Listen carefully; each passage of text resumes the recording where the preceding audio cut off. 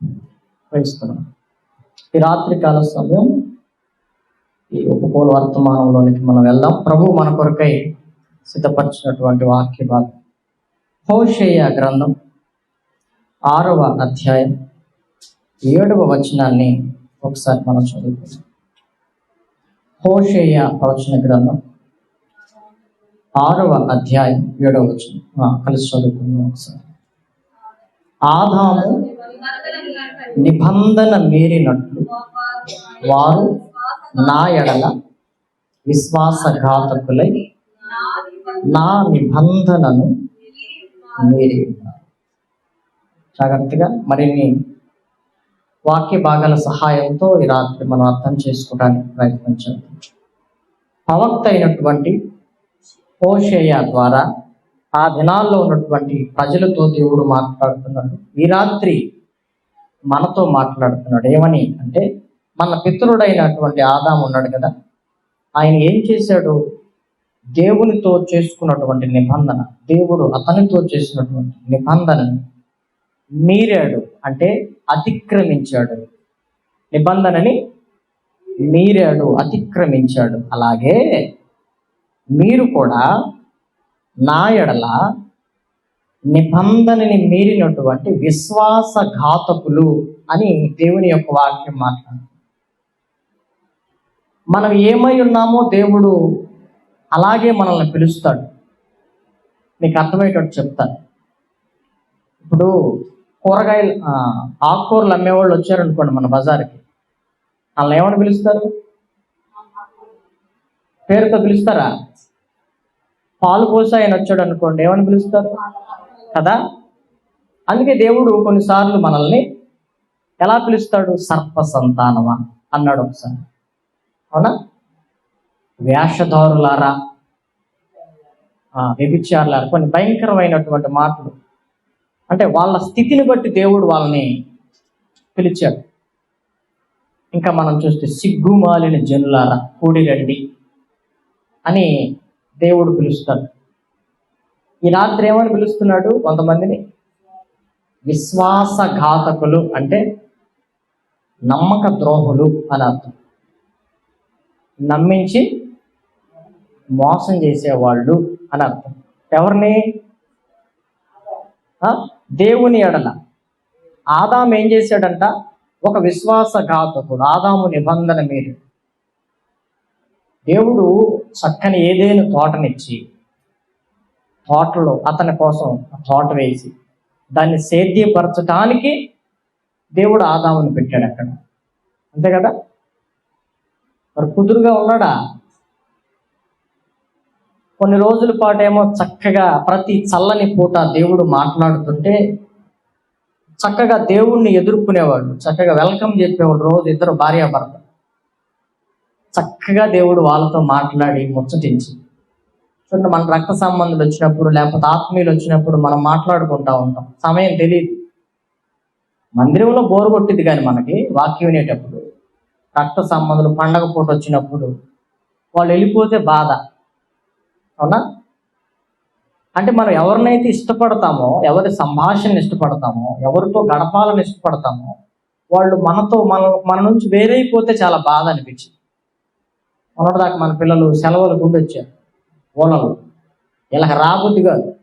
వాళ్ళేమో బంధువులు అనుకుని వీళ్ళు ఎప్పుడు పోతారా, జూన్ కూడా వచ్చి బళ్ళు తెలిసారు, అయినా వీళ్ళు అనుకుంటారు. ఒకప్పుడు ప్రేమలు వేరు, నెల రోజులు ఉన్నా అనుకునేవాళ్ళు కాదు. ఈరోజు ప్రతి పూటని లెక్కేసుకుంటున్నారు.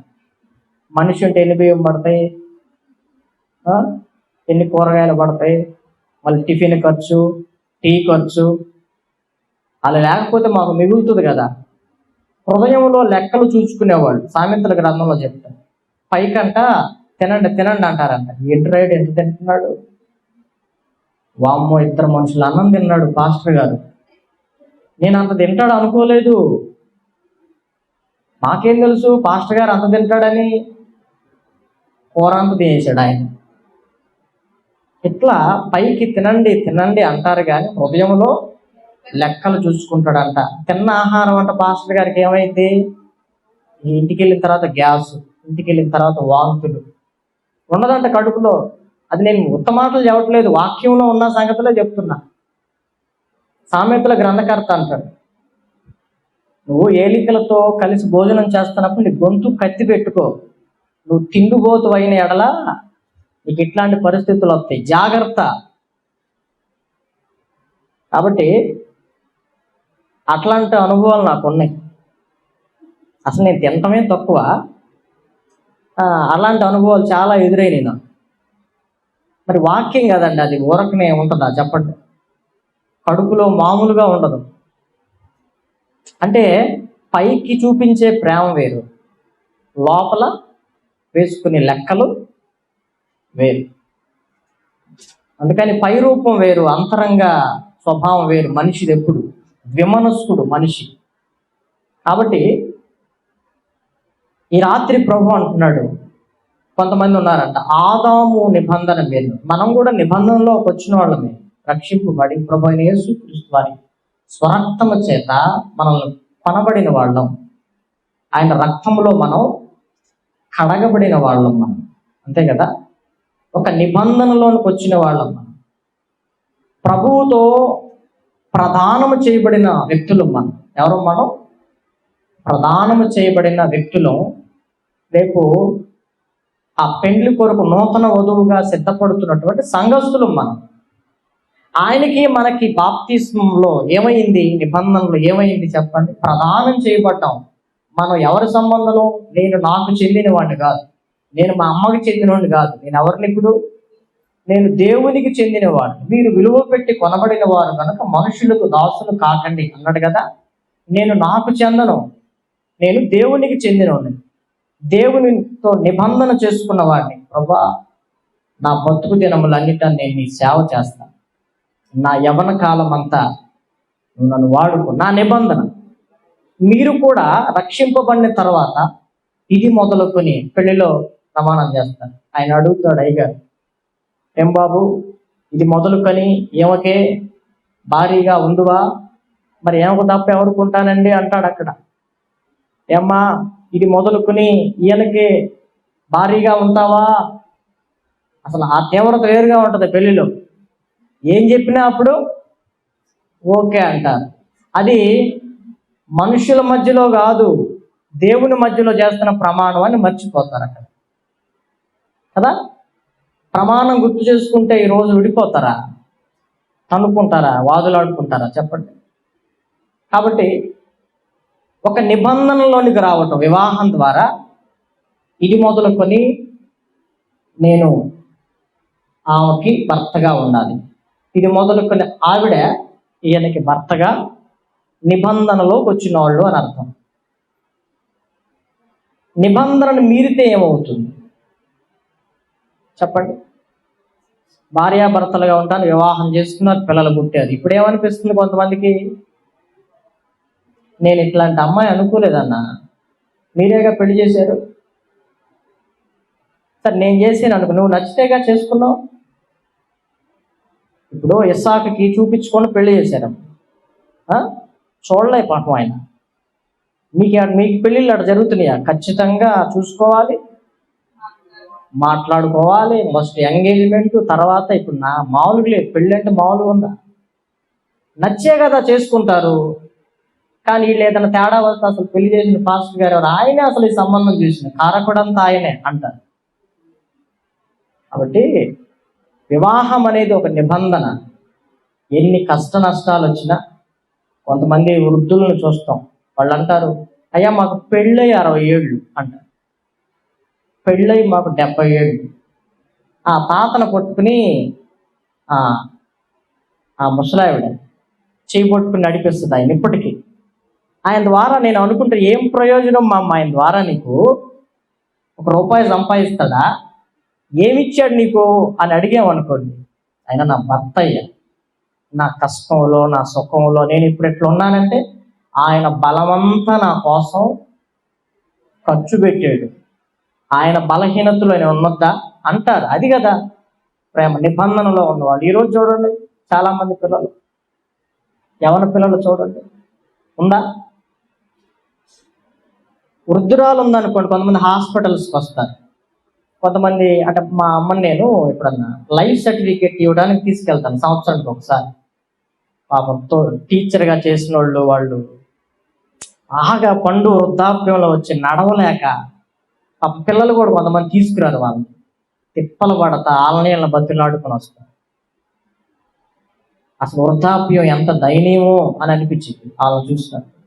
కొంతమంది భార్యాభర్తలు వస్తారు, పిల్లలు రారు, చక్కగా వాళ్ళే బండి వేసుకొస్తారు, లేకపోతే ఆటో మాట్లాడుకుని. వాళ్ళని చూసినప్పుడు వీళ్ళు ఎందుకు చక్కగా కలిసి ఉండగలుగుతున్నారు, మరి ఈ జనరేషన్ ఎందుకు అట్లా ఉండలేకపోతున్నారు అనేది ఒక ఆలోచన వస్తుంది. కారణం ఏంటంటే ఆదాము దేవునితో చేసుకున్న నిబంధనని మేరటం మూలంగా దేవునికి ఆయనకున్న సంబంధం తెగిపోయింది. ఏదేనులో ఉండవలసిన వాడిని దేవుడు ఏదేనులో ఉంచలా. ఇలాంటి నా అపనమ్మకస్తుని మళ్ళీ ఇంకేం చేస్తాడోనని ఇంకో అవకాశం ఇవ్వకుండా ఏదేనులో నుండి బయటికి పంపించి ఇక మరలా ఎప్పుడు ఏదేనులోనికి వెళ్లకుండా ఖడ్గ జ్వాలని పెట్టాడు, దూతలను పెట్టాడు. దేవుడు మన ఎడల అద్భుతమైనటువంటి ప్రణాళిక కలిగి ఉంటాడు. ఏదైనా వంటి ఆశీర్వాదకరమైన స్థలములో నిన్ను ఉంచాలనేది దేవుని ఉద్దేశం. మనం ఉండొద్దు కుదురుగా. అందుకని ఆ స్థలములో నుండి మనం నమ్మకంగా లేకపోతే ఆ స్థలముల నుండి తీసేసి ఏదేని బయట అనుభవంలోనికి మనం తీసుకెళ్ళాలి. ఒక పోలిక పోలుస్తున్నాడు. ఆదాము ఆ దినాలలో నిబంధనని ఎలా అతిక్రమించాడో ఈ దినాలలో ఉన్న కొందరు కూడా నాతో చేసుకున్న నిబంధన. బాప్తీసం తీసుకున్నప్పుడు ఏమి నిబంధన చేసుకున్నావు ఆయన అడుగుతాడు. మా ప్రభు అయిన యేసుక్రీస్తు వారిని స్వరక్షకుడిగా అంగీకరించావా? అన్ని పెళ్లి తీర్మానంలాగా అంగీకరించారండి. ఆయన నీ కొరకు మరణించి పునరుద్ధానుడై తిరిగి లేచాడని నమ్ముతున్నావా? అన్నిటి తలోపటమే. నిజంగా వాక్యానుసారమైన మారు మనస్సు కలిగి దాని తర్వాత పాప క్షమాపణ నిమిత్తమైన బాప్తీసానికి సిద్ధపడ్డావా? తలూపిద్ది అంతే. మీకెందుకు ఇవ్వండి, తర్వాత నేను చూపిస్తాను చూడండి అన్నట్టుగా. కొంతమంది ఉన్నారు, ఆడికి పెళ్లి చేయండి వాడు మారతాడు, పెళ్లి చేయండి వాడే మారతాడు అంటారు. ఎంతవాడికి కరెక్ట్ అది? కొంతమంది అంటారు బాప్తీసం ఇచ్చేయండి మారిపోతాడు, బాప్తీసం ఇచ్చేసేయండి మారిపోతాడు అని అంటారు. ఇట్లా బాప్తీసాలు ఇచ్చుకుంటా పెళ్లి చేసుకుంటా పోతే వాడు వలన దేవునికి మహిమ వస్తుందా?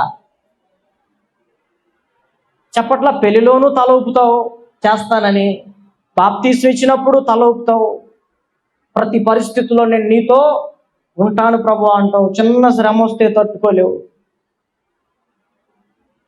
అందుకని నిబంధనలో నుంచి చాలామంది బయటికి వెళ్ళిపోతున్నారు. అసలు నిబంధన గుర్తుందా? పోని భార్యాభర్తల మధ్యలో చేసుకున్నటువంటి నిబంధనలు గుర్తున్నాయా? ఇంకొక విషయం చెప్తాను మీకు అర్థమయ్యేటట్టు. ఎలా విశ్వాసఘాతకులయ్యారు? ఇర్మియా గ్రంథం 3వ అధ్యాయం 20వ వచనం తీయండి. ఇర్మియా గ్రంథం 3వ అధ్యాయం 20వ వచనం. అయినను స్త్రీ తన పురుషునికి విశ్వాసఘాతకురాలగునట్లుగా, చూడండి, ఇశ్రాయేలు వంశస్థులారా నిశ్చయముగా మీరును నాకు విశ్వాసఘాతకులైతిరి. ఇదే యెహోవా వాక్కు. ఒక పోలిక, మరొక పోలిక చెప్తున్నాడు ఇక్కడ. ఆదాము నిబంధన మీరినట్లు మీరు నా ఎడల విశ్వాసఘాతకులయ్యారు. ఎలాగా అని చెప్తున్నాడు ఇక్కడ ఇర్మియా భక్తుడు. ఒక స్త్రీ తన పురుషునికి విశ్వాసఘాతకురాలగునట్లుగా అంటున్నాడు. ఒక వివాహం చేయబడిన స్త్రీ తన భర్త ఎడల విశ్వాసఘాతకురాలైనట్లుగా, అర్థాంతరంగా విడిచిపెట్టినట్లుగా, భర్త భార్యని విడిచిపెట్టినట్లుగా. కొంతమంది దేవుని బిడ్డలు దేవుని నిబంధనని మర్చిపోయారు, విశ్వాసఘాతకులు. దేవుడు అంటున్నాడు నిశ్చయముగా మీరు దానిలో మనం ఉన్నామా లేమా పరిశీలన చేసుకోవాలి. వాక్యం ఇప్పటికీ నువ్వు నమ్మకస్తురాలువేనా దేవుడికి? ఇప్పటికీ నువ్వు నమ్మకస్తుడువేనా అనే సంగతి గుర్తుపెట్టుకోవాలి. ఒక పోలిక చెప్తున్నాడు. నిన్ను సృష్టించిన వాడు నీకు భర్త అయి ఉన్నాడు అని యెషయా గ్రంథం చెప్తుంది. ఎవరంటే దేవుడు మనకి భర్త, యజమానుడు. ఆయనకి మనకి మధ్యలో ఒక నిబంధన ఉంది. మన తనువు చాలించేంత వరకు మనం ప్రభువుతోనే ఉండాలి. మనం ప్రభువు వాళ్ళని, ప్రభువుకు చెందిన వాళ్ళం మనం. ఇంకా మనం ఎవరికి చెందకూడదు. అలాగూ బతకవలసిన సంఘస్థులు, దేవుని బిడ్డలు, లేకపోతే దేవుని సేవకులు ఈరోజు ఏమైపోతున్నారు? నమ్మకత్వం లేదు. నమ్మకత్వాన్ని తీసి పక్కన పెట్టి, నిబంధన తీసి పక్కన పెట్టి, ఎవరికి ఇష్టం వచ్చినట్లుగా వాళ్ళు, ఎవరికి ఇష్టం వచ్చిన లైఫ్, ఎవరికి ఇష్టం వచ్చిన జీవితాన్ని వాళ్ళు గడపటం ఈరోజు మనం చాలా మందిలో చూస్తున్నాం. ఇది మనకి ఎంతవరకు ఆశీర్వాదం? భార్యాభర్తలు ఇద్దరూ కలిసి ఉన్నారు అనుకోండి, కలిసి ఉంటే బాగుంటుందా, విడివిడిగా ఉంటే బాగుంటుందా? అది కదా దేవుడు జతపరిచిన వారిని మనుష్యుడు వేరుపరచకూడదు. అంతే కదా దేవుని వాక్యం చెప్తుంది. ఇది దేవుని యొక్క చిత్తం.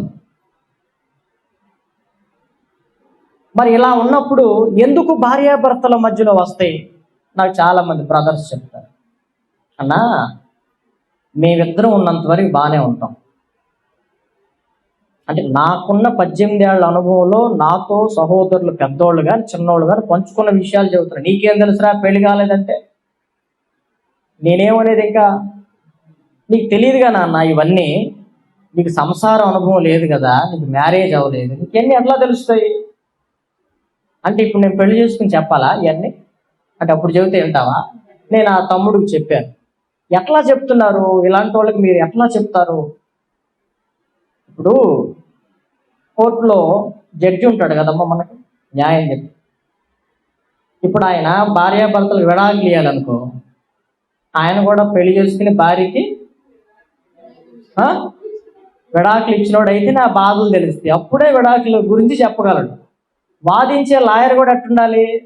ఆయన కూడా విడాకులు ఇచ్చి భార్యకి దూరంగా ఉంటేనే దాన్ని వాదించాలి. తమ్ముడికి చెప్పా, నాది కూడా అంతే తమ్ముడు, నాకు వివాహం కాకపోయినా దేవుడు తన వాక్యంలో దాచి ఉంచినటువంటి జ్ఞానాన్ని బట్టి నేను మీకు చెప్పగలుగుతున్నాను. ప్రతిదానికి అనుభవించే చెప్పాలా? ఇప్పుడు మీరేమంటారు? నిప్పు పట్టుకుని, అయ్యా ఈ నిప్పు ఒకసారి పట్టుకుని చూడు, నేను పట్టుకుంటే కాలేంది, నువ్వు పట్టుకుని చూడు, నువ్వు దైవజనుడు కదా అన్నారు అనుకోండి, మీరు ఊరుకోండాక దైవజనుడు ఏంటి, విశ్వాసం ఏంటి, ఎవడు పట్టుకున్నా కాలింది. కాబట్టి నేను జాగ్రత్త పడతా. మీరు పట్టుకున్నారు, కాలింది, నేను చూశా మీ బాధని, నేను ఎట్లా పట్టుకుంటా? అర్థమైందా మీకు? నేను ఎట్లా పట్టుకుంటాను? ఆల్రెడీ మీరు చెప్పారు కదా.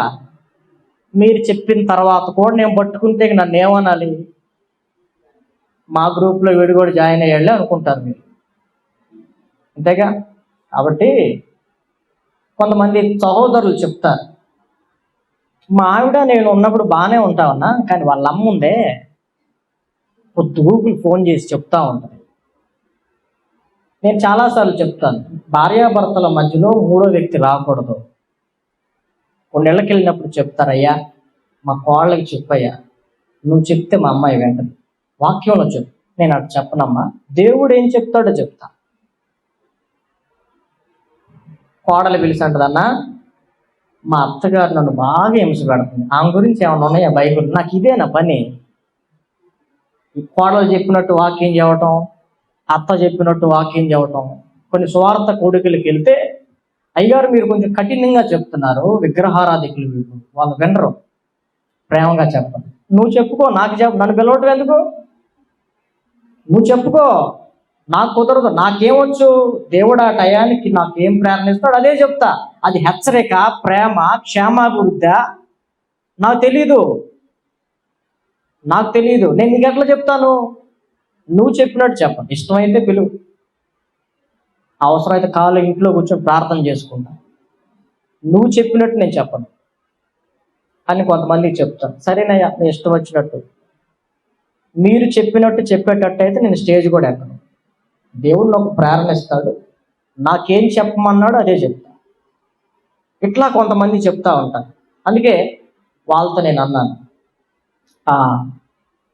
ఆ సిస్టర్తో కూడా మాట్లాడతాను, ఎందుకమ్మా పొద్దుగూకులు, మరి వివాహం ద్వారా జతపరచబడ్డావు కదా, ఆ టైం ఏదో భర్త కోసం ప్రార్థన చేయొచ్చు కదా.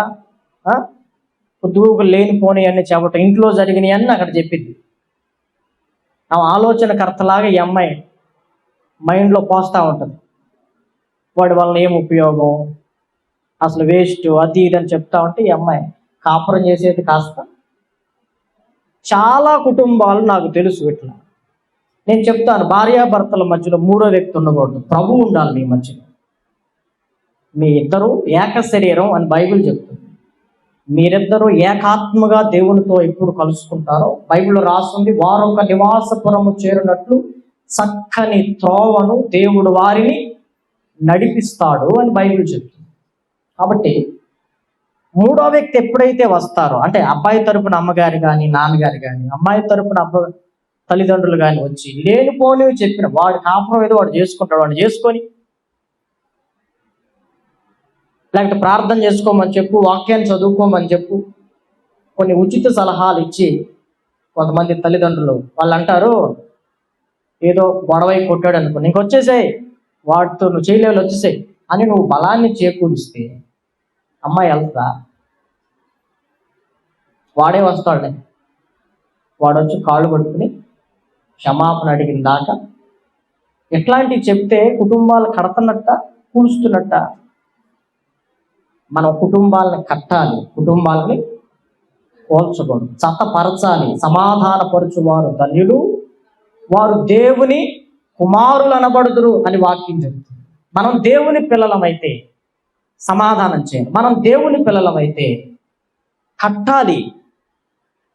కొంతమంది కుటుంబాలను కూలుస్తారు, సంతోషంగా ఉన్నారనుకోండి భార్యాభర్తలు, కుటుంబాలను కూలుస్తారు, నిబంధనలో నుంచి బయటకు వచ్చేటట్టు చేస్తారు. కాబట్టి మూడవ వ్యక్తికి అవకాశం ఉండకూడదు.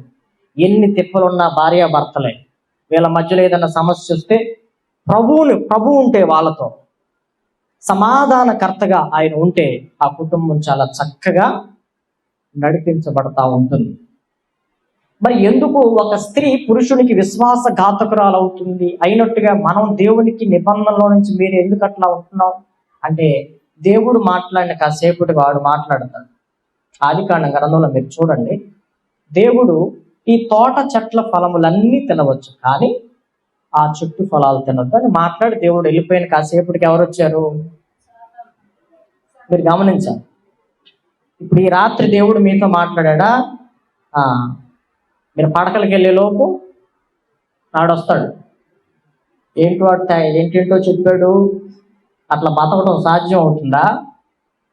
వాడంటే మరి పాస్టర్ పని చేసుకుంటున్నాడు కాబట్టి వాడు ఏం మాటలేని చెప్తాడు అని, ఇట్లా ఏదో ఒకటి ఇలా జీవించటం నీ వల్ల కాదు అని అంటాడు. అదే కదా ఆదికాండం ఏదైనా తోటలో జరిగింది. దేవుడు ఏం చెప్పాడంటే ఇట్లా చెప్పింది, ఇదంతా అబద్ధం. ఈ రాత్రి 3 వర్తమానాలు అంటారు కదా, ఇదంతా శుద్ధ అబద్ధం అంటాడు ఒక్క మాటలో. ఇది నిజమా అని స్టార్ట్ చేశాడు, ఇది నిజమా అన్నాడు, ఇంకా అయిపోయింది ఆ పని. మొత్తానికి పండు తెంచకుండా నిగ్రహంగా ఉంటుంది, రోజు చూస్తుంది కానీ దగ్గరికి వెళ్తుంది కానీ వద్దు, ప్రభు ఆజ్ఞ గుర్తొస్తుంది, నిబంధన గుర్తొస్తుంది. వాడేం చేశాడు, పండు తెంచాడు, తిందే. నేను అనుకుంటాను ఆయనన్నా అడిగాడా, ఈ పండ్లు చూపించాడు కదా, తినొద్దని చెప్పాడు కదా, ఎందుకు కోసావు నువ్వు అడగల. నా భార్య నా మేలు కోరేది అనుకున్నాడేమో. మొత్తానికి భార్య ఇచ్చింది నమ్ముతారు కదా, భార్యని కొంతమంది నమ్ముతారు కదా. తిన్నాడు, తినకపోతే ఊరుకునేది ఆ పాపం. నేను తిన్నాను కాబట్టి నువ్వు కూడా అంటారు కొంతమంది. ఇద్దరం కలిసే ఉంటున్నాం, కలిసే అది కలిసి చేద్దాం, కలిసి దేవునికి దూరం అయిపోదాం. అది ఆయనకు కూడా పెట్టింది పండ్లు, తిన్నాడు. ఒకరిని చూసి ఒకరికి సిగ్గేసింది, చి ఏంటి ఇట్లా ఉన్నావు దరిద్రంగా అని చెట్ల సాటుకు పరిగెత్తారు ఇద్దరు. అవునా? ఆకుల్ని కుట్టుకుని వాళ్ళు తమ మానాన్ని కప్పుకున్నారు. నిబంధనలో నుంచి బయటికి వెళ్ళిపోతే మనల్ని చూసి, మన జీవితాన్ని చూసి మనకి సిగ్గేసి, ఇప్పుడు నేనున్నాను సేవకుడిగా, నిబంధన మీరు బతికితే దేవునికి దూరంగా బతికి సంసోన్లాగా ఎట్లా పడితే అట్లా తిరిగి బతికితే నా బతుకు చూసి నాకు సిగ్గేసింది. ఒకప్పుడు ఎట్లా బతికినోడిని, ఈరోజు ఎందుకు నాకు ఈ దిక్కుమాలిన జీవితం? ఒకప్పుడు భార్యాభర్తలు ఎట్లా కలుసున్నారు, ఎందుకు ఈరోజు ఈ దిక్కుమాలిన జీవితం? సిగ్గేస్తుంది మనకి. ఎప్పుడు? నిబంధనలో నుంచి బయటకు వచ్చినప్పుడు. ఆజ్ఞ అతిక్రమమే పాపం. ఈ పాపము మనల్ని అవమానం కలిగేటట్లు చేస్తుంది, సిగ్గుపడేటట్లు చేస్తుంది. పాపము వలన అపకీర్తి కలుగును, పాపము ప్రజలకు అవమానము తెచ్చును అని బైబిల్ చెప్తుంది. ఒకళ్ళను చూసి ఒకళ్ళు సిగ్గుపడిపోయారు, దేవునిని ఆ స్థితిలో ఎదుర్కోలేకపోయారు. ఆదామా నువ్వు ఎక్కడా అంటే తోటలో చెట్ల సందులో ఉండి తన దేవుడైన యెహోవా స్వరాన్ని విని దాక్కున్నాడంట. నేను దిగంబరునై. దేవుడు అడిగాడు, ఎవడు ఈ దిగంబరత్వాన్ని తెలియపరిచి చెప్పాడు? ఏం చెప్పాడు? సాకులు చెప్పుకుంటున్నారు. అవునా? అసలు నువ్వు, నేను అడిగానా ప్రభా ఈ సహధర్మచారిని ఏమని అడిగానా జీవిత భాగస్వామి? ఏమో నా జీవితంలో అడుగుపెట్టిన దగ్గర నుంచే నాకు ఈరోజు ఈ గతి పెట్టింది 7 ఏళ్ళ నుంచి బయటకు వచ్చి. ఆవిడ అడిగితే ఆవిడ అంది, ఏమ్మా నీకన్నా బుద్ధి లేదా? ఏంటంటే నువ్వు సర్పం చేసావు కదా, ఆ సర్పాన్ని కనుక ఇక్కడికి పంపించకపోతే నాకు ఈ తెప్పలు ఉండేవి కాదుగా అని. ఎవరు ఒప్పుకోలా తమ పాపాన్ని, నాది తప్పు, ఇది నా హృదయపూర్వకంగా చేసిందే అని ఒప్పుకున్నారా? ఒప్పుకోలా. ఇది నా స్వయంకృత అపరాధం, ఇది అపరాధ భావం ఉంది, అపరాధ భావం ఉంది. కానీ ఇది నన్ను బట్టే ఇది కలిగిందని చెప్పట్లేదు. నేనే పండు తెచ్చాను అందా, నేను తిన్నాను మా ఆయనకి ఇచ్చాను అందా అంటలా. ఈ సర్పం ఆయన అంటున్నాడు, నువ్వు ఇచ్చినటువంటి అవ్వ ఎట్లా? దేవుడు అందుకనే మీరు ఎక్కడ పనికిరారా? కొన్ని స్కూళ్ళలో చూడండి, మన పిల్లలు ఎట్లా పడితే అట్లా మాట్లాడి ప్రవర్తించారనుకోండి, మీరు ఈ స్కూల్లో పనికిరారు, తీసి ఇచ్చేసి మీరు ఇక్కడ పనికిరారు, మీరు వెళ్ళి వేరే చోటుకి వెళ్ళిపోరు. కొంతమంది పిల్లలు అయితే ఎక్కడా చదువుకోవడానికి అవకాశం లేకుండా ఇంటూ మార్కేసి రెడ్ మార్కేసి పంపించేస్తారు. ఆశీర్వాదకరమైన స్థలాలలో ఉండాల్సిన వాళ్ళు ఇప్పుడు బయటికి వెళ్ళిపోలేదా? నిబంధన మేరకు అంటే 3వ వ్యక్తి మాట్లాడతాడు మనతో, మనం దేవునితో మాట్లాడతాం, దేవుడు మనతో మాట్లాడతాడు. తర్వాత వాడొచ్చి మాట్లాడిన తర్వాత ఈ మాటలన్నీ ఏమైపోతాయి? అందుకే వాక్యం గుర్తుండదు మీకు. దేవుడు ఏం చెప్పాడు? కొన్ని విషయాలు చెప్పాడు. వాడొచ్చి ఏం చెప్తున్నాడు? ఇదంతా అబద్ధం అంటున్నాడు. ఇప్పుడు ఏం గుర్తున్నాయి? ఏం చేయటానికి వీళ్ళు సాహసించారు? అపవాది ఏదైతే చెప్పాడో అది చేయడానికే సాహసం చేసినట్లు ఈరోజు ప్రపంచంలో చాలా మంది క్రైస్తవ సమాజంలో ఇదే పోకడలు మనకి కనపడతా ఉన్నాయి. నిబంధనలో నుంచి బయటికి రావటం మూలంగా ఎట్లా అంటే, ఒక స్త్రీ పురుషునికి, లేకపోతే ఒక పురుషుడు ఒక స్త్రీకి విశ్వాస ఘాతకులైనట్లుగా, నమ్మక ద్రోహులైనట్లు. బ్రతికినంత కాలం కలిసి బతకాలి కదండి భార్యతో, పిల్లలతో. మరి బ్రతికినంత కాలం ప్రభుతో కలిసి బతకటానికి కదా మనం బాప్తిస్మ అనుభవంలోకి వచ్చింది, సంఘ సహవాసంలోకి వచ్చింది. ప్రభు యొక్క బలలో వారం వారం ఎందుకు మనం పాలిభాగస్థలం అవుతున్నాం? చనిపోయిన తర్వాత కూడా ఆయనతో యుగయుగాలు బతకాలనే కదా, ఆయనతో పాలివారం అవ్వాలనే కదా. మరి ఇవన్నీ చేస్తూ నిబంధనల నుండి బయటికి పోతే ప్రభు ఆయనతో బతికే ఛాన్స్ మనకి ఇస్తాడా? కాబట్టి మనం నిబంధనలో ఉన్నామా లేమా అనే విషయాన్ని ఈ రాత్రి మనల్ని మనమే పరిశీలన చేసుకోవాలి, పరిశోధించుకోవాలి అనే విషయం ప్రభు మన గ్రహింపులోనికి తీసుకొస్తున్నాడు. ఇంకొక విషయాన్ని నేను మీకు జ్ఞాపకం చేస్తాను. చూడండి, దేవుని యొక్క వాక్యంలో ఇర్మియా గ్రంథం 3వ అధ్యాయం 1వ వచనం, మరియు ఒకడు తన భార్యను త్యజించగా అంటే విడిచిపెట్టగా ఆమె అతని యొద్ద నుండి తొలగిపోయి వేరొక పురుషునిదైన తరువాత అతడు ఆమె యొద్దకు తిరిగి చేరునా అలాగు జరుగు దేశము బహుగా అపవిత్రమగును కదా. అయినను నీవు అనేకులైన విటగాండ్రతో విచారము చేసినను నా యొద్దకు తిరిగి రమ్మని యెహోవా సెలవిచ్చుచున్నాడు. దేవుని బిడ్డల గురించిన ఒక పోలిక. ఒకడు తన భార్యని విడిచిపెట్టి అంతేనా, ఒకడు తన భార్యను విడిచిపెట్టిన తర్వాత ఆమె అతని యొద్ద నుండి వెళ్ళిపోయి ఆమెకు వేరొక మ్యారేజ్ చేసుకుంది అనుకోండి. అది ఘనంగా చెప్పుకుంటారా ఎవరన్నా? నా గురించి చెప్తాను వినండి. ఇప్పుడు నేనున్నాను, ఒక అమ్మాయిని వివాహం చేసుకున్నా, ఆమె పరిస్థితి బాగాలేదని విడిచిపెట్టాను. నేనే ఇలాగే ఉన్నా. అమ్మాయి ఏం చేసిందంటే ఇంకొక వివాహం చేసుకుంది. అప్పుడు ఏమనుకుంటారు మీరు?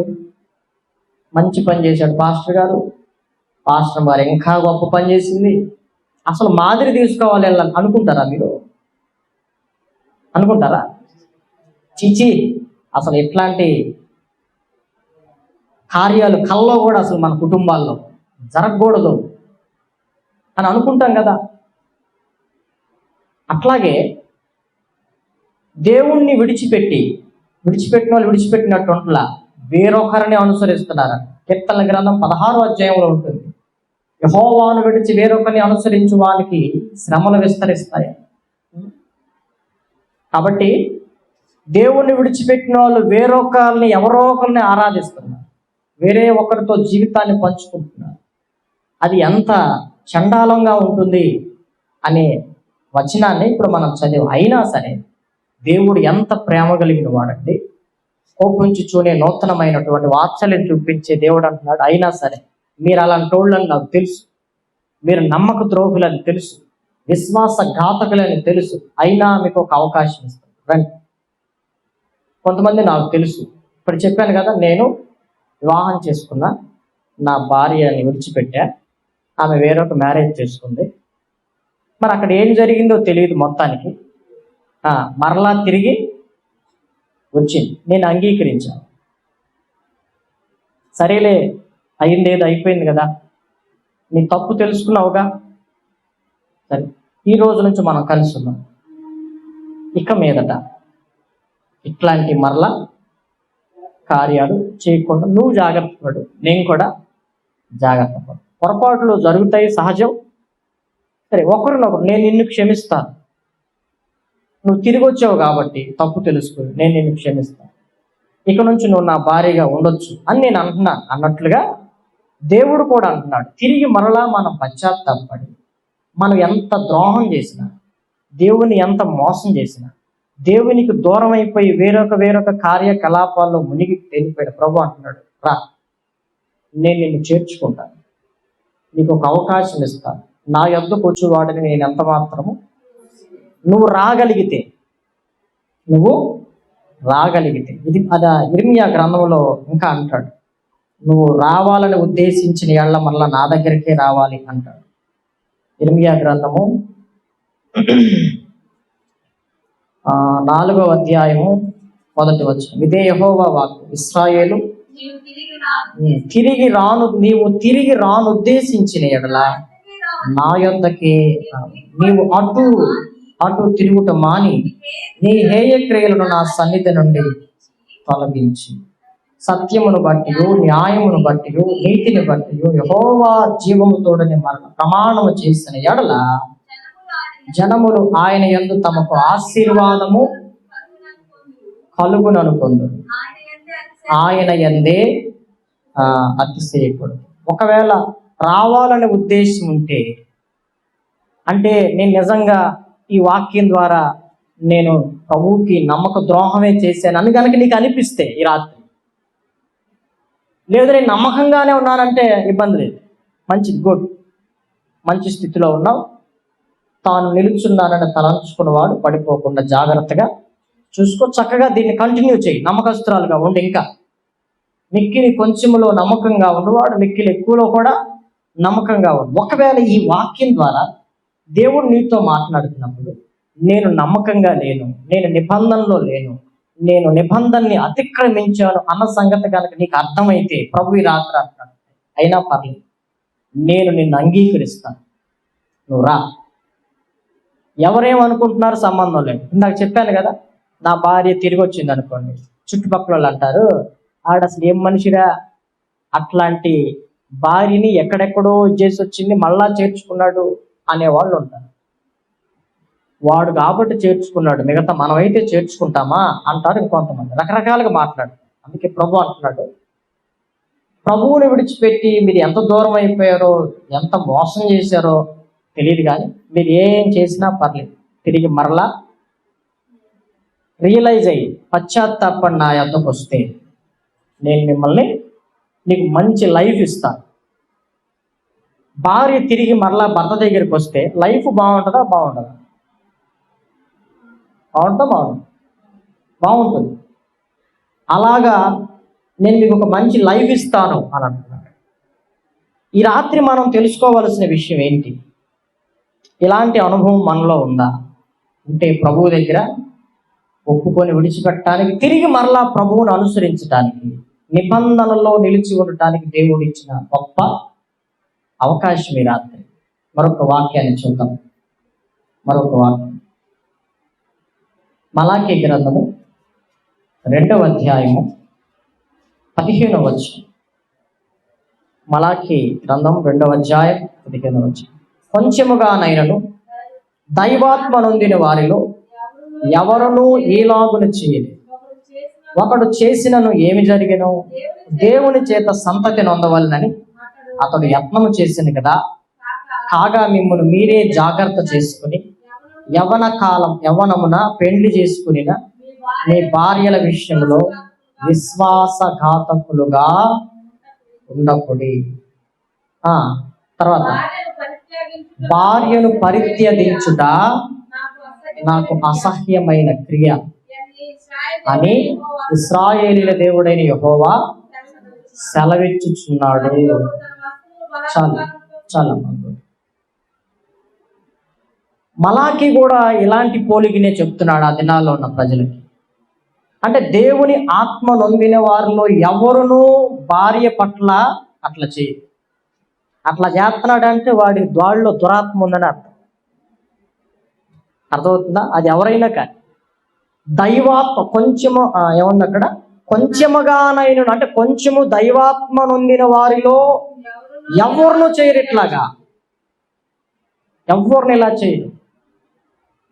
అలా దూరంగా ఉండటం అనేది నాకు ఇష్టమైనది. అట్లా దేవుని ప్రజలు దేవునికి దూరం అయిపోతున్నారు, నిబంధనని మర్చిపోతున్నారు, నిబంధనని అతిక్రమిస్తున్నారు.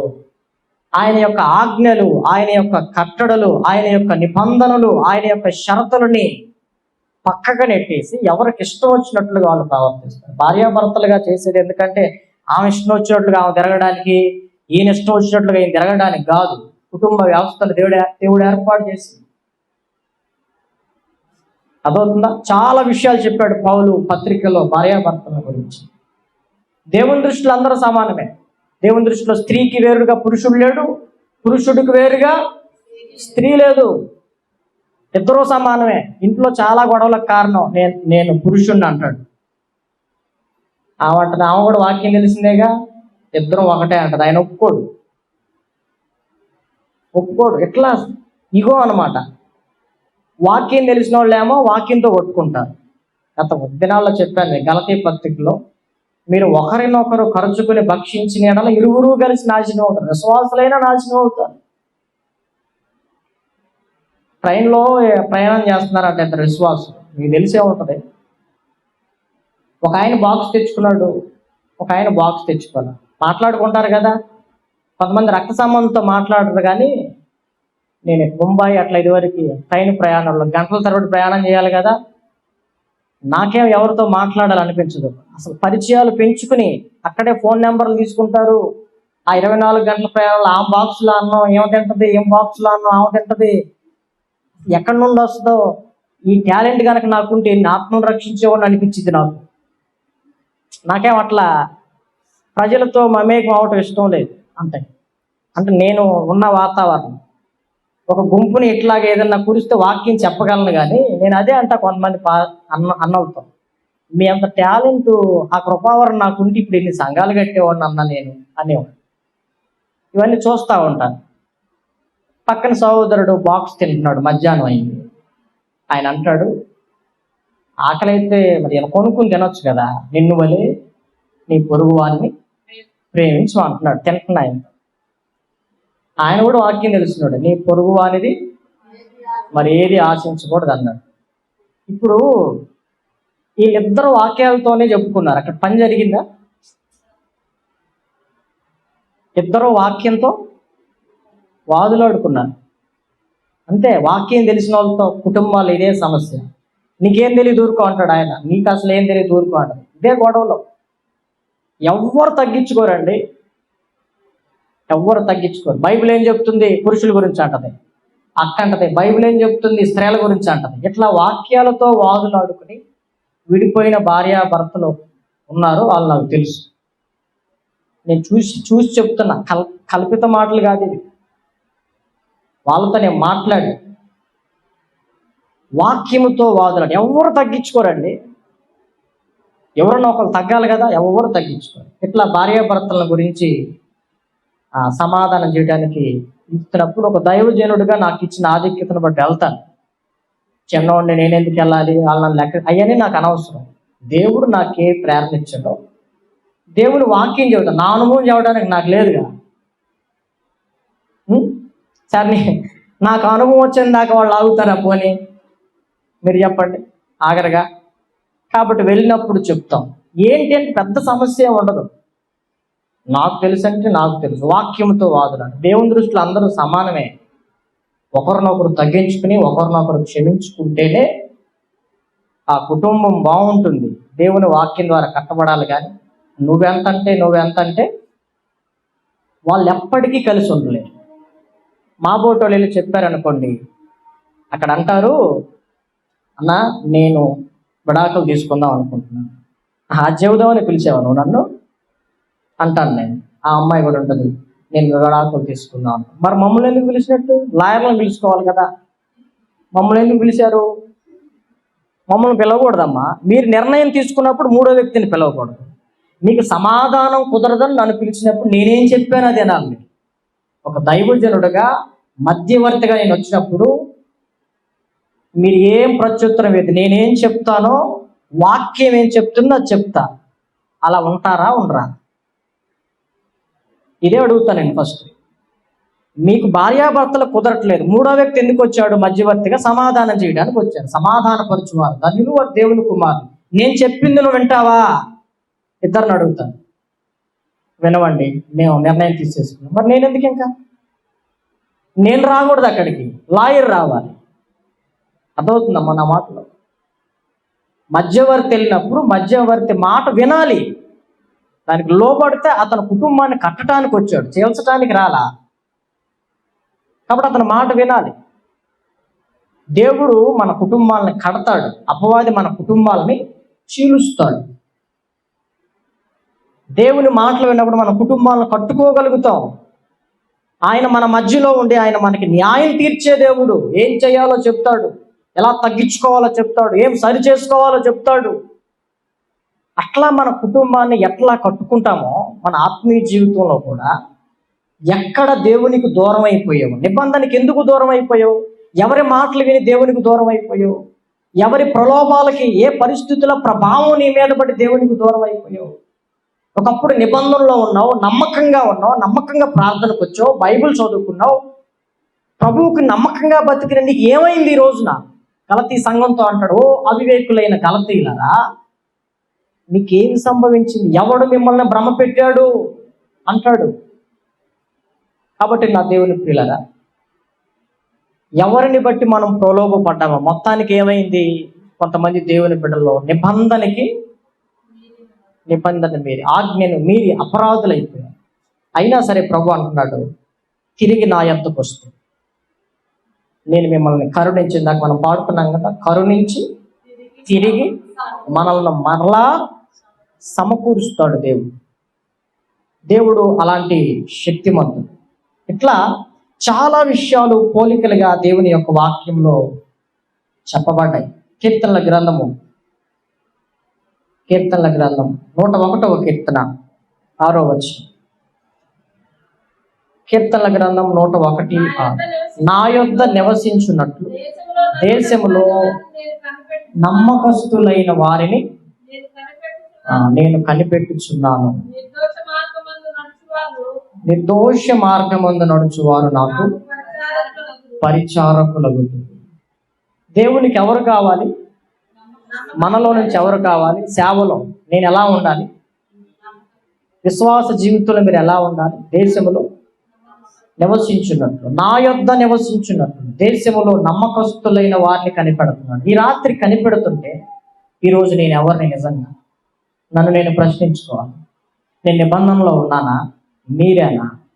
ఈ రాత్రి మీరెవరు?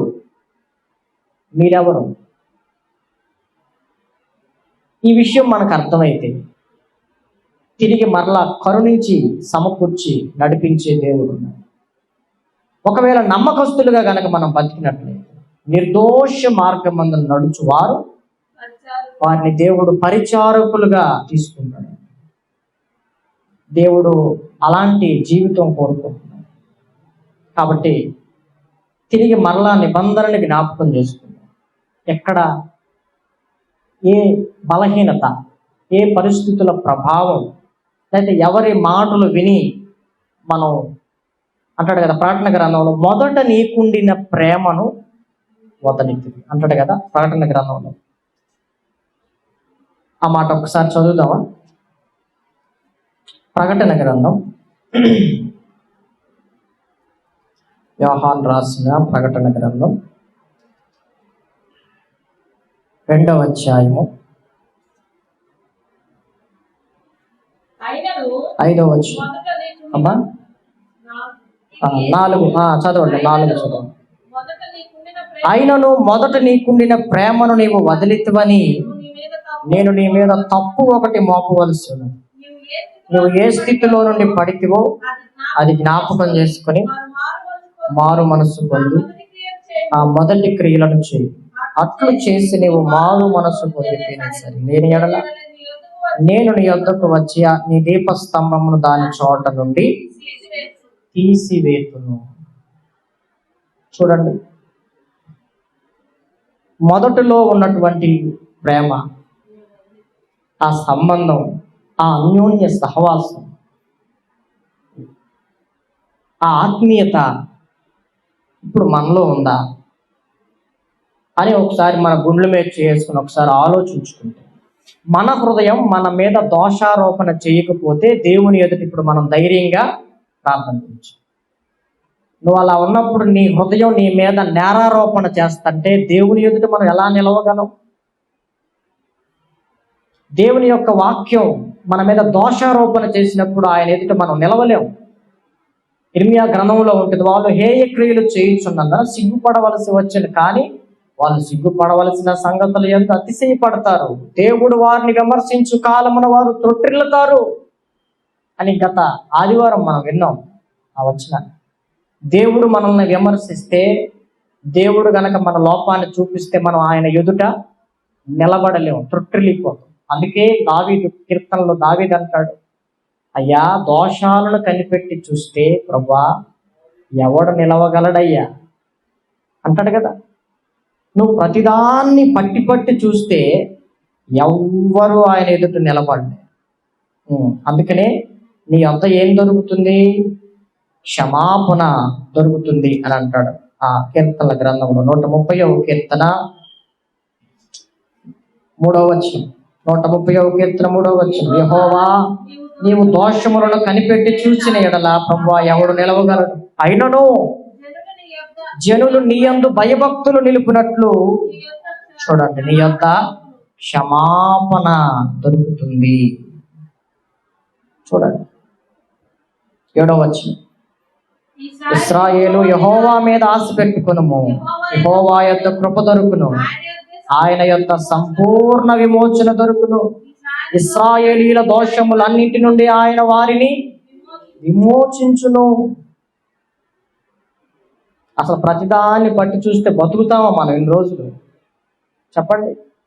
దేవుడు కోపించుచునే నూతనమైన వాత్సల్యం చూపించే దేవుడు కాబట్టి, క్షమించుటకు సిద్ధ మనసు కలిగిన దేవుడు కాబట్టి ఇంకా ఈ ఆన్లైన్ ప్రేయర్లో మెలుగు కలిగి ఉన్నాం. కొంతమంది నిద్రలోనే తనువు చాలించట్లా. బాత్రూంలోకి వెళ్తున్నాడు, ఏమవుతుందో తెలియదు, ఎంత తలుపు కొట్టినా బయటికి రాట్లా. హార్ట్ అటాక్లు ఈరోజు సైలెంట్ కిల్లర్గా అది ఎంతోమందిని చంపుతుంది. ఈరోజు మనం సజీవముగా ఉన్నామంటే మన నీతి క్రియల, చెప్పండి, దేవుని కృప. కాబట్టి ఆయన దగ్గర మనం భయభక్తులు నిలపాలంటే ఆయన దగ్గర ఏం దొరుకుతుంది చెప్పండి? క్షమాపణ, కృప, విమోచన, ఇవి దొరుకుతాయి దేవుని దగ్గర. వీటన్నిటిని పొందుకుని తిరిగి మరలా ప్రభువుతో ఒక మంచి సత్సంబంధాన్ని ఏర్పాటు చేసుకోండి. ప్రభువుతో అన్యోన్య సహవాసం కలిగి ఉన్నాడు. ఆయన అంటాడు కదా యోహాను రాసిన మొదటి పత్రికలో, ఆయనతో అన్యోన్య సహవాసం కలిగిన ఎడల ఆయన కుమారుడైనటువంటి యేసు రక్తము ప్రతి పాపము నుండి కడిగి మనలను పవిత్రులుగా, ఎప్పుడు ఆయనతో అన్యోన్య సహవాసము కలిగి ఉన్నప్పుడు. అది మర్చిపోతారు మనోళ్ళు గుర్తుండేది ఏంటి? ఆయన కుమారుడైన యేసు రక్తం. పైది చదవరు. ఆయన కుమారుడైన యేసు రక్తము ప్రతి పాపము నుండి మనల్ని కడిగి ఎప్పుడు పవిత్రులను చేస్తుంది అంటే ఆయనతో అన్యోన్య సహవాసం. దేవుని వాక్యంతో నీకు సంబంధం ఉండాలి. ప్రతిరోజు ఆదాము నీ దేవుడు దర్శించినట్లుగా నువ్వు ఆయన దర్శించుకునే అనుభవం ఉండాలి. దావీదు వలె, దావీదు అంటాడు కీర్తనల గ్రంథంలో, నేను మేలుకొని ఆయన స్వరూప దర్శనముతో నా ఆశ తీర్చుకున్నాను. లేవగానే కొంతమంది అంటే విగ్రహ అన్యులు వాళ్ళ పెద్దోళ్ళ ఫోటో చూసుకుంటారు, లేకపోతే చిన్నపిల్ల ఎవరికైతే ఇష్టమో వాళ్ళ మొహం చూడాలి. వాళ్ళ మొహం చూడండి ఆయన నిద్ర లెగవడు, అంటే మంచి జరుగుతుందంట ఆయనకి. కొంతమంది చూడగానే మనవాళ్ళేమో సంఘం వచ్చేవాళ్ళు వాక్యం చూసుకుంటారు. ఎట్లా అంటే ఎదురే పెట్టుకుంటారు, ఇంటి చుట్టూ వాక్యాలు ఉంటాయి కదా, అట్లా. కొంతమంది క్యాలెండర్లో వాక్యం చదువుతారు, మంచిదే. దావీదు ఆయన స్వరూప దర్శనముతో ఆశ తీర్చుకున్నాడు. అది ఆయనకు అలవాటు. మనం కూడా వాక్యాన్ని చదవడం, ప్రార్థన చేసుకోవడం, ఈ అన్యోన్య సహవాసం. నువ్వు ఎప్పుడైతే దేవునికి దూరం అయిపోతావో పరిస్థితులన్నీ తారుమారైపోతాయి. ఎలా ఉంటుందంటే ఒక మాటలో చెప్పాలంటే, భార్యాభర్తలు కలిసినప్పుడు ఎంత సంతోషంగా ఉంటారు. విడిపోయినప్పుడు చూడండి, చెట్టుకోకళ్ళు పుట్టకోకళ్ళు. కొన్ని కుటుంబాలు చూస్తాం, భార్య ఒక చోట, భర్త ఒక చోట, పిల్లలు నానమ్మ తాతయ్య, అమ్మమ్మ తాతయ్య. ఏంటిరా మీ పరిస్థితుల్లో ఇట్లా అంటే అమ్మాయి రానంటారు. ఏంటి అంటే నాకు అవసరం లేదు అంటాడు. వివాహానికి ఉన్నటువంటి విలువ, వివాహము అన్ని విషయాలలో ఘనమైనది. దాన్ని మనోళ్ళు ఏం చేస్తున్నారు? ఘనహీనముగా. కాబట్టి ఇది పోలిక చెప్తున్నాడు. ఇది ఒక పోలిక అంటే దేవునికి మనకున్నటువంటి సంబంధం ఈరోజు ఇప్పటికి నీకు ఎలా ఉంది? ఒకప్పుడు స్టోరీ చెప్పొద్దు. కొంతమంది అంటారు, బాబు ఒకప్పుడు మేము తెలుసా, ఆంటీ గారు కాస్త ఆగుతారా, ఒకప్పుడు బాగా చేశారు, మంచి పరిచర్య చేశారు, చాలా మందిని రక్షించారు. ఇప్పుడేంటి? ఇదివరకు ఇది అడగడు దేవుడు, ఇప్పుడేంటి? ఇప్పుడు మిమ్మల్ని ఒక 20 ఏళ్ళ కిందట ఎంత సంపాదించారని అడుగుతారా, ఇప్పుడేం సంపాదించామని అడుగుతారా? చెప్పండి. దేవుడు ఏం అడుగుతాడు? ఒకప్పుడు బాగా చేసింది కానీ ఇప్పుడు చేయలేకపోతుంది పాపం అంటాడా? ప్రభు ఇప్పుడేంటి?